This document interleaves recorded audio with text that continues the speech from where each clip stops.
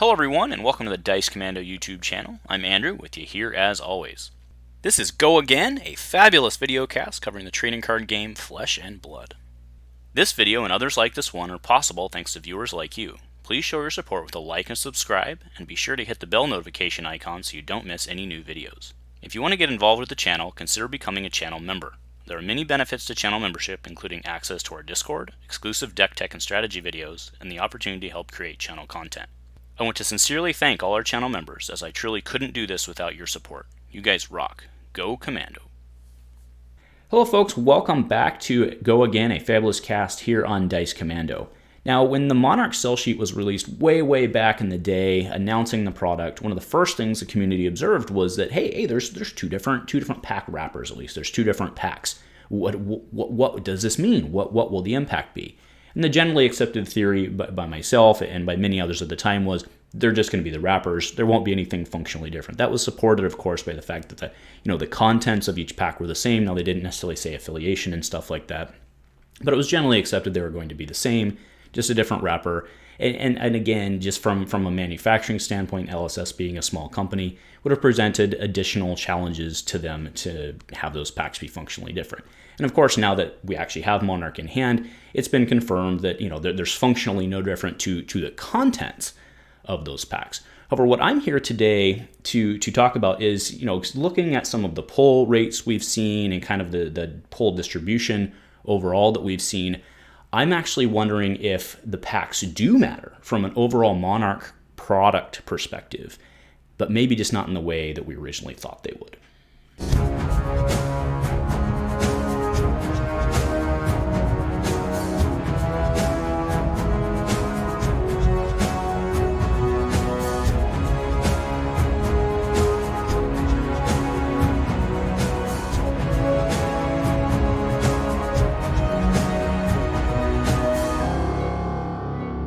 Hey folks, so thanks for joining me today for just a kind of a conjecture episode. So kind of putting this in perspective where this is coming from, we have seen by and large over the history of this game that each rarity has its own 1 per 96 packs, 6 per 36 packs, 6 per 24 packs, whatever it may be for the various rarity levels. But I think we've seen in Monarch more than any other set in the past how swingy that can be. And specifically, I'm referring to multiple reports of dual legendary cases, multiple reports of dual cold foil boxes, whereas that wasn't really something we saw in the past. Now to head off the obvious, there's always somebody who comes and says, well, random is random, and you're right, random does mean random.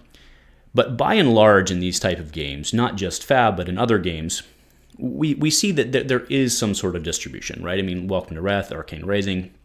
By and large, you would get one legendary per case. And sure, there were the one-off, reports of I didn't get a legendary in my case, and certainly I got 2 legendaries in my case. I mean, if one happens, the other has to happen, right?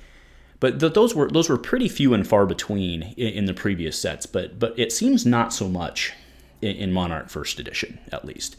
And I'm wondering if my proposal here is that the fact that there are 2 different packs from a manufacturing standpoint is what's actually leading to that, right? And again, I want to be clear here, right? Random is random, and it does. But again, we've very clearly seen, even in this game, that you relatively had pretty equivalent, let's use this term, equivalent distributions is what you've relatively had, where you're going to get roughly the same amounts of each rarity in each purchase.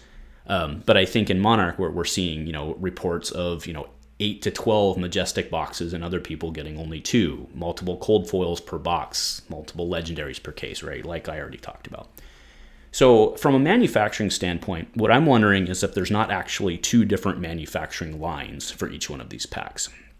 And then the reason I'm making that argument is because that would make sense from an overall standpoint, right? Let's say in Welcome to Wrath, the way the quote-unquote assembly line worked was, they do their sheet thing, they do their correlation, and it would come off, it'd get wrapped, and then they'd go right into the boxes, right? It was one on top of each other. And that would allow them to maintain a roughly equivalent distribution of their rarities and their legendaries. For example, you'd get 1 legendary per 96 packs coming off because it would literally get slipped in 1 every 96 packs. Now, if they have two different lines, right, one that's wrapping the light packs, one that's wrapping the dark packs, what if when those hit the end, now we know, like from the boxes I've opened and the ones I saw at pre-release, the light pack, dark pack, they alternated, right? I to be fair, I never went back and counted any of them, but I believe there was, roughly 50% of each in each box, and they were alternated, which means that in theory, for these lines, what they're doing is they're actually merging the lines at some point after the wrapper's made. Right now, there are two ways they could be doing this. One, they could have the line coming off like I was talking about before, where basically the wrapper would wrap one pack and then the other pack and then one pack and the other pack. But functionally, it would be easier for them to actually just have two different lines, right? Where they just run one wrapper here and one wrapper here, and then they merge those later on. And I think that my theory here, I think, can be supported by the fact that, when they merge these, it becomes far more difficult for them to manage the overall rarity distribution, right? If everything is, let's go back to the random argument. If everything's completely random, then we shouldn't be seeing a roughly equal distribution of light versus dark packs. We should be seeing packs everywhere, right? Meaning that they would make these packs, then randomize them all on a big jumbler, and then put them into the boxes. So I think functionally, from just a pure manufacturing standpoint, the logic holds, right? What they're doing in order to get the light pack, dark pack, light pack, dark pack, what they're doing is they're merging two different lines.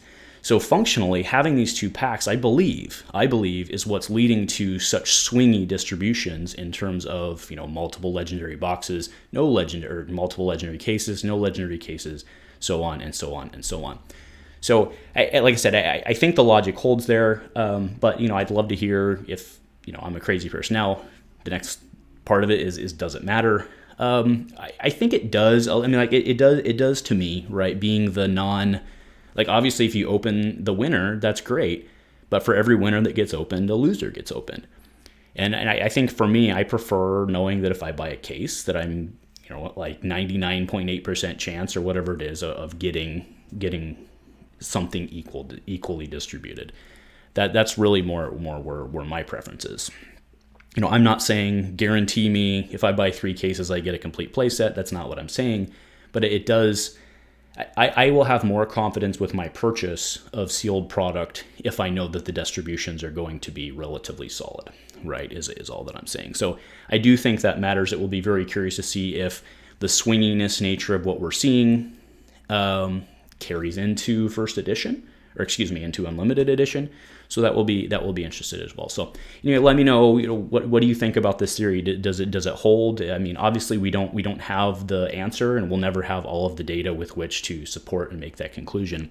But I do wonder if there's not a manufacturing, it's not even necessarily a hiccup, right? But I do wonder if there's a manufacturing issue, quote unquote, meaning, usually issue means there's a problem, and I'm not saying there's a problem, right? But I'm wondering if a manufacturing issue is actually leading to what we're seeing. So anyway, folks, if you are looking for singles, make sure and go check out my buddy over at Fab Foundry. You can use the discount or use the link below for a kickback to this channel, which is much appreciated. It helps me get my cardboard crack. Also, if you're looking for that unlimited stuff, my LGS Gone Guy Games, you can go check them out and use code Commando10 at checkout, 10% off your purchase. So anyway, folks, thanks for joining me today for, kind of a crazy conjecture. Curious to know what everybody thinks. So like, subscribe, comment below, and go Commando.